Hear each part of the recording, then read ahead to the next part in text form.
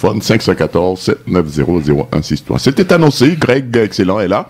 Avec lui, on parle de crédit, eh ben, c'est le temps des impôts, eh ben oui, on parle d'impôts aussi, de rire, une possibilité de faire fructifier son argent, si vous savez comment le placer à bon escient, là. En effet, avec les bons professionnels aussi. Bien sûr, voilà. Alors, c'est le professeur, Greg, bonjour. Bonjour. De Capital Plus. En effet. Bon, alors, dis-nous un petit peu là, on a ouvert une fenêtre, eh bien, il faut agrandir.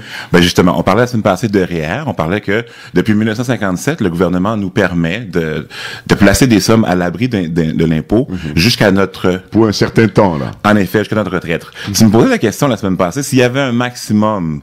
En effet, il y a un maximum. Le maximum, c'est à votre 71e anniversaire, vous avez droit de contribuer jusqu'au 31 décembre de cette année-là. Ouais. Après ça, c'est fini, là. Voyons, on a une fin à toute chose. En effet. Toute bonne chose à une fin. Et pourquoi qu'on revient là-dessus, c'est que en ce moment, on est en plein dans ce qu'on appelle la saison des REER. Ouais. Donc, je voulais un peu expliquer c'est quoi la saison des REER pour situer notre auditoire un peu. Qu'est-ce que c'est la saison des REER? C'est que durant une année précise, par exemple 2012 ou 2013, vous avez des revenus que vous compilez. Vous avez des déductions que vous avez droit à des crédits d'impôt. À la fin de cette année-là, vous pouvez voir c'est quoi un peu ce que vous avez payé comme impôt. Mais vous n'avez plus d'impact sur ces montants-là. Donc, ça peut pas changer à part pour les REER. Pourquoi? Parce que le gouvernement vous permet, du 1er janvier au 29, ça varie, là, mais cette année, c'est le 2 mars, il vous permet de continuer à contribuer sur vos REER pour l'année précédente. Donc, ce que ça fait, c'est que si vous voyez que vous allez avoir un gros montant à payer en impôts, ben vous pouvez maximiser à ce moment-là vos cotisations à votre REER. C'est spécial cette année? Ou non, ça a toujours été comme ça. Ça a toujours été le cas. Oui, en effet. Donc, ce que ça fait, c'est que ça permet justement de gérer votre retour d'impôt et en même temps d'économiser pour votre retraite. Pour le gouvernement, c'est bon pour lui parce que il se dit que ça diminue le fardeau de la retraite sur son dos. Et pour nous, en même temps, c'est bon pour nos impôts. On a la possibilité à ce moment-là de réduire combien qu'on paye d'impôts en sachant combien qu'on va payer. Par exemple, à la fin de l'année, tu sais que, bon, j'ai une facture de près de 3 000 $ d'impôts à payer. Ben, ce que tu peux faire, tu peux contribuer à ton REER pendant ces deux mois-là pour justement diminuer cette facture-là. Donc, on parlait de qu'est-ce qu'il y a comme gain justement au niveau de l'impôt, au niveau du REER. Vous avez la possibilité de contribuer 18% de votre salaire par année. Un maximum de 18% par année. Donc, en chiffres, si vous faites 30 000 $ par exemple, vous avez la possibilité de contribuer 5 400 pour l'année. Okay. Si vous faites 50 000, 9 000 $, 75 000, 13 500 $. Il y a aussi un concept qu'on appelle les contributions non utilisées. Ça veut dire que si pendant une année courante, vous n'utilisez pas le 18%, l'année prochaine, il est reportable. Ah, OK. Pour les jeunes, là, vous allez voir, quand vous faites votre rapport d'impôt, il y a un document qui vous dit sommaire des contributions non utilisées. Et souvent, pour nous, c'est un gros montant. Un gros montant. Parce que depuis qu'on travaille, on n'a probablement pas contribué beaucoup dans nos REER. Et à ce moment-là, tout ce 18%-là par année n'est pas perdu. Il est reportable. Il a, évidemment, un maximum.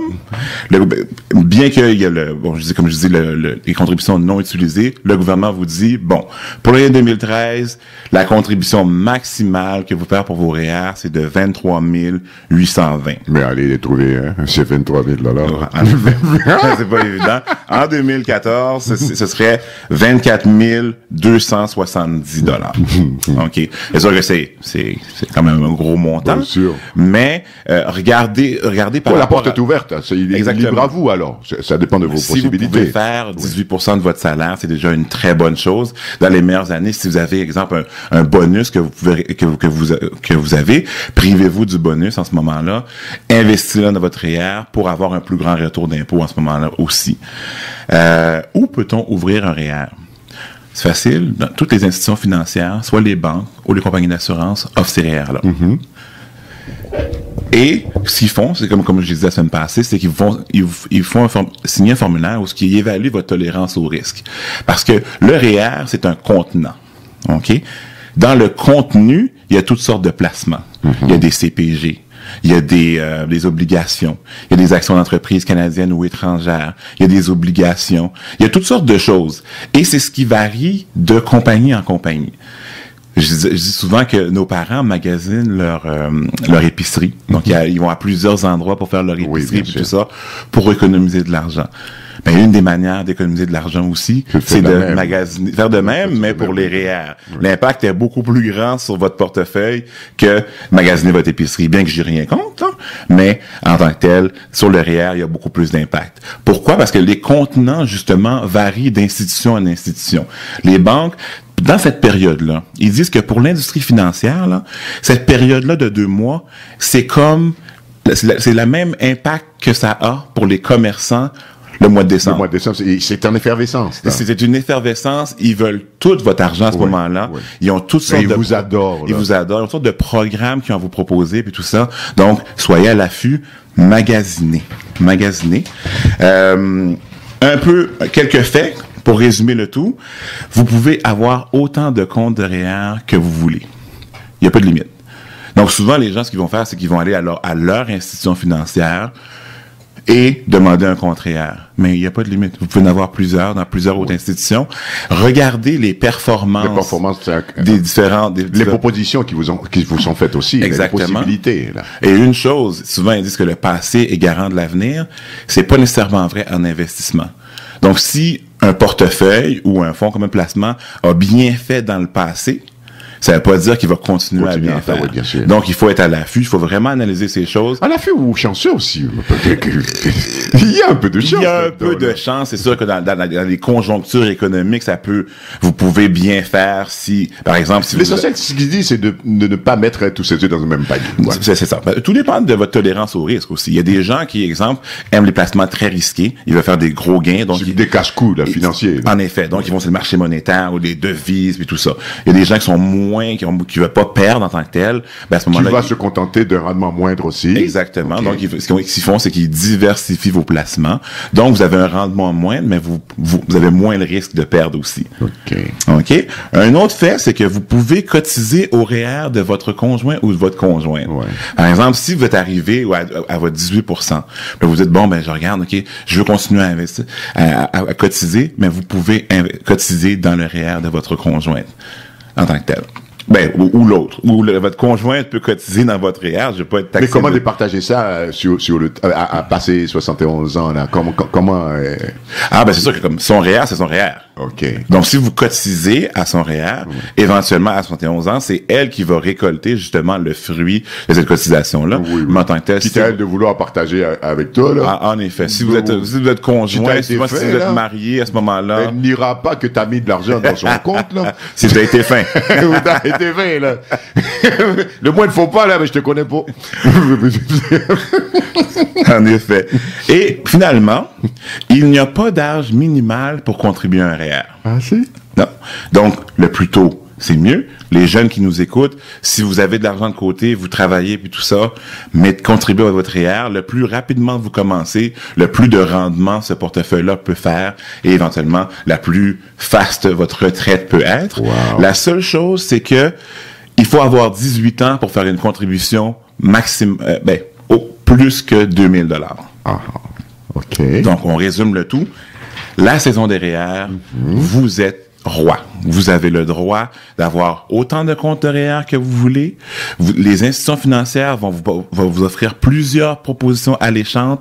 Regardez vos revenus que vous avez faits durant l'année. Consultez un professionnel pour faire une bonne planification fiscale. Et en même temps, profitez de la période en magasinant. N'allez pas seulement voir votre institution financière, magasiner les taux. Vous êtes roi en ce moment. Mais oui, il y a une tendance à se méfier de tous ces experts là qui veulent qui en veulent à ton argent là. Et très souvent, ils te font miroiter toutes sortes de bonheur, de félicité, alors qu'on aurait tendance à croire qu'ils n'en veulent qu'à leur profit à eux autres. En effet. Ben, c'est leur commission, voilà. En effet, mais c'est pour ça justement qu'il faut toujours avoir comme souvent ils parlent de seconde opinion. Parce qu'on n'est pas tous des experts là-dessus. Non, mais il y a des choses qui sont très objectives. Comme le rendement d'un portefeuille, c'est très objectif. C'est un chiffre, un pourcentage, et ça vous dit combien le portefeuille a fait sur une période de temps. Ça, bien qu'un conseiller peut vous dire, OK, c'est lui le meilleur, le rendement du portefeuille va vous dire qui est le meilleur. Il va le départager en tant que tel. Fait en regardant les différents rendements et en comparant. Parce que si vous regardez seulement un rendement, un portefeuille, vous pouvez pas dire s'il est bon ou mauvais. Quelque chose est bon ou mauvais en comparaison à quelque chose d'autre. Donc, si vous comparez plusieurs REER, plusieurs portefeuilles en tant que tel, à ce moment-là, vous pouvez déduire qui est le meilleur performant et à ce moment-là, investir vos billes sagement. Oui, bien sûr. Celui qui marque le plus de buts, par exemple, si c'est Messi, eh ben, ok, c'est le meilleur. Bon, alors voilà, ça se voit, là. C'est palpable, là. Tu peux le toucher, là, oui. Ballon d'or, souvent. Ben, les performances, habituellement, les statistiques nous permettent de déterminer le bon gré de livret en tant que tel. Wow, c'est tellement bien dit. Merci, Greg. Excellent. Je t'en prie, Steve. Alors, à bon entendeur, salut. C'est Champ Libre qui se poursuit jusqu'à 13h.